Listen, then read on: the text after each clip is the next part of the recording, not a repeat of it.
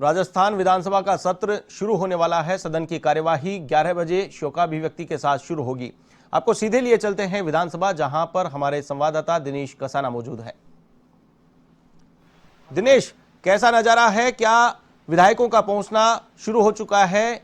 कितनी देर में विधायक पहुंचेंगे? क्या तैयारियां विधानसभा सत्र को लेकर की गई है? कोविड-19 की चुनौती सामने है, तो वहीं दूसरी ओर सरकार के सामने विपक्ष जो हमलावर होगा, विपक्ष घेरने की जो तैयारी कर रखी है विपक्ष ने, उससे निपटने के लिए सरकार की क्या तैयारी है? कौन से वो मुद्दे होंगे जिनको लेकर विधानसभा में हंगामा हो सकता है?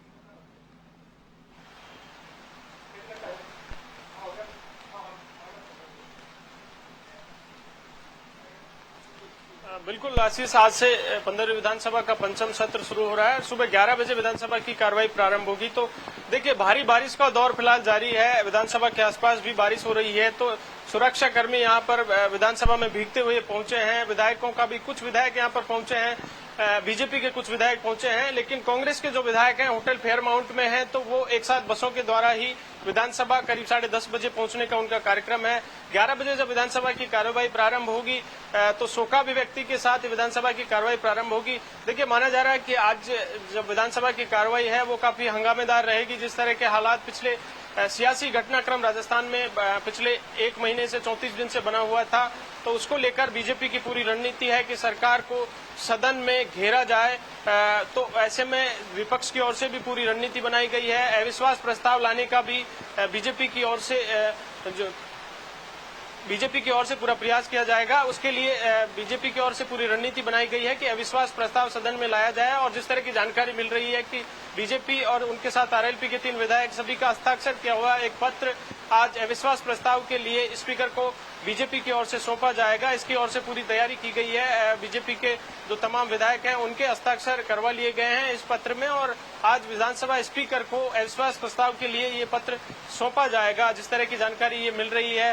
हालांकि सरकार का भी प्रयास है कि जब विपक्ष की ओर से अविश्वास प्रस्ताव लाने की बात की जा रही है, तो उससे पहले ही सरकार जो विश्वास मत हासिल कर ले, तो उसके लिए सरकार की ओर से भी प्रयास किया जा रहा है, सत्ता पक्ष की और कांग्रेस की ओर से। लेकिन अभी तक जिस तरह की जानकारी है और आज विधानसभा की जो कार्यसूची है उसमें विश्वास मत हासिल करने का कार्यसूची में सूचीबद्ध नहीं है।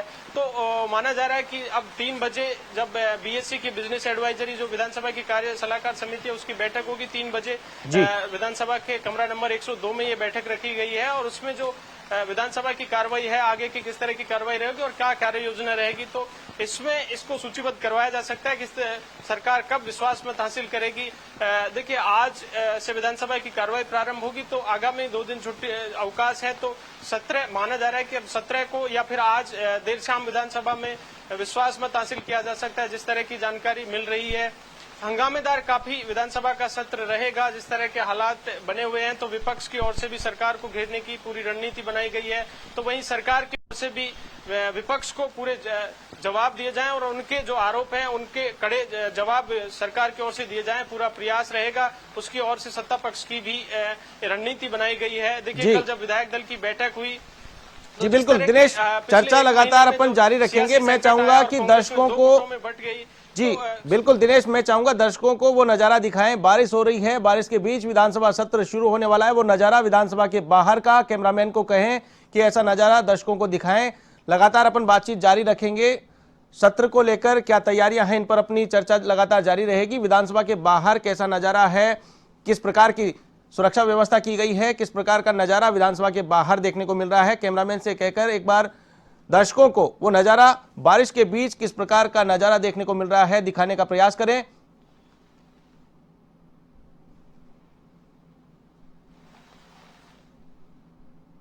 आशीष, देखिए, मैं कैमरामैन विजय गिरी से साथी से एक बार कहूंगा वो विधानसभा के बाहर का नजारा दर्शकों को आपको दिखाएंगे। भारी बारिश का दौर फिलहाल विधानसभा के बाहर जारी है, लेकिन जो विधायक हैं और विधानसभा के कर्मचारी, आप देख सकते हैं विधानसभा के बाहर की ये तस्वीरें, जहां पर ये एंट्री गेट है, यहां से प्रवेश दिया जा रहा है। और हालांकि बारिश का दौर जारी है, लेकिन कोविड-19 की गाइडलाइन को देखते हुए सैनिटाइजेशन की भी व्यवस्था की गई है। एक टनल बनाया गया है, इसके माध्यम से जो फोर व्हीलर गाड़ियां जिनको प्रवेश दिया जा रहा है उनको भी सैनिटाइज किया जा रहा है। ये विधानसभा के बाहर का नजारा आप सीधा तस्वीरों में देख पा रहे हैं। बिल्कुल देख पा रहे हैं, अधिकारियों की आवाजाही शुरू हो चुकी है, विधानसभा तक वाहनों का पहुंचने का सिलसिला शुरू हो चुका है।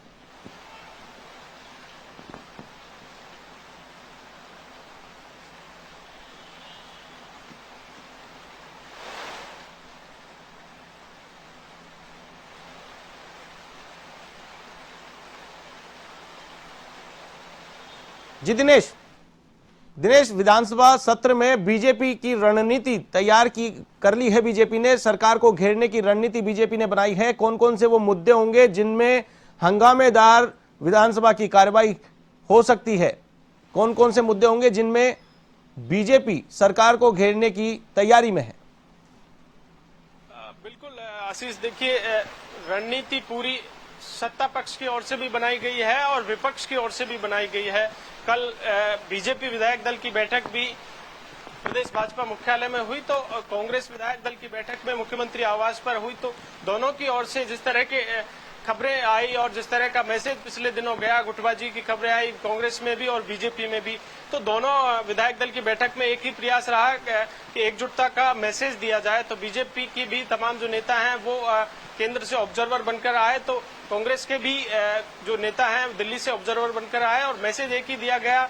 मकसद एक ही था कि तमाम विधायक एकजुट हैं और विपक्ष की जो रणनीति है कि सरकार को किस तरह से सत्र के दौरान घेरा जाए। जिस तरह पिछले जो घटनाक्रम रहा, चाहे कोरोना महामारी के दौरान सरकार की ओर से व्यवस्थाएं की गई है, उनको लेकर बीजेपी ने लगातार कांग्रेस सरकार पर आरोप लगाए कि जिस तरह से कोरोना महामारी चल रही है और सरकार होटलों में बंद है, फोन टेपिंग का मामला हो या फिर जो पिछले दिनों घटनाक्रम रहे और उनमें सरकार होटल में रही, तो तमाम इन बातों को लेकर आरोप बीजेपी की ओर से लगातार लगाए जा रहे हैं। तो आज सदन में प्रयास यही रहेगा कि पिछले जो घटनाक्रम को लेकर बीजेपी है वो सरकार को पूरी तरह से घेरने का प्रयास करेगी, लेकिन सत्ता पक्ष का पूरा प्रयास है और रणनीति ये बनाई गई है कि बीजेपी की ओर से जो आरोप लगाए जाएं या फिर जिस तरह के हमले किए जाएं तो उनका करारा जवाब सत्ता पक्ष की ओर से दिया जाए। इसके लिए संसदीय कार्य मंत्री हैं शांति धारीवाल, उनको नॉमिनेट किया गया है कि जब सदन में बीजेपी की ओर से जिस तरह के आरोप लगाए जाएं तो उनका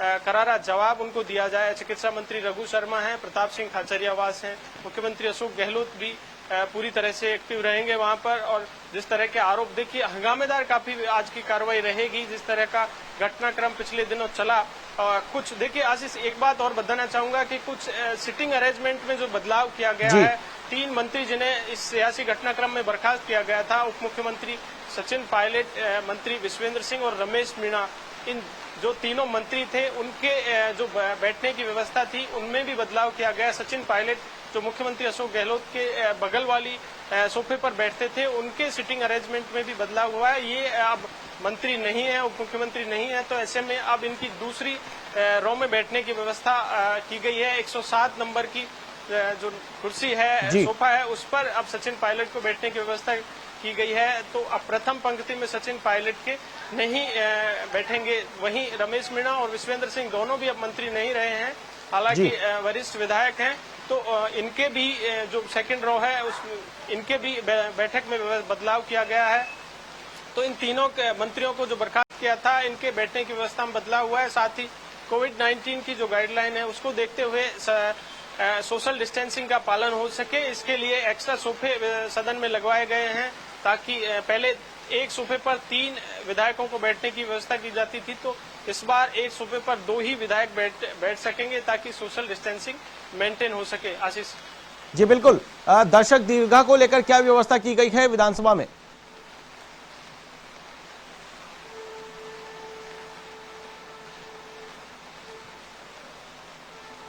देखिए, दर्शक दीर्घा हो या फिर अध्यक्ष दीर्घा हो, दोनों में ही प्रवेश पत्र इस बार नहीं बनाए जाएंगे।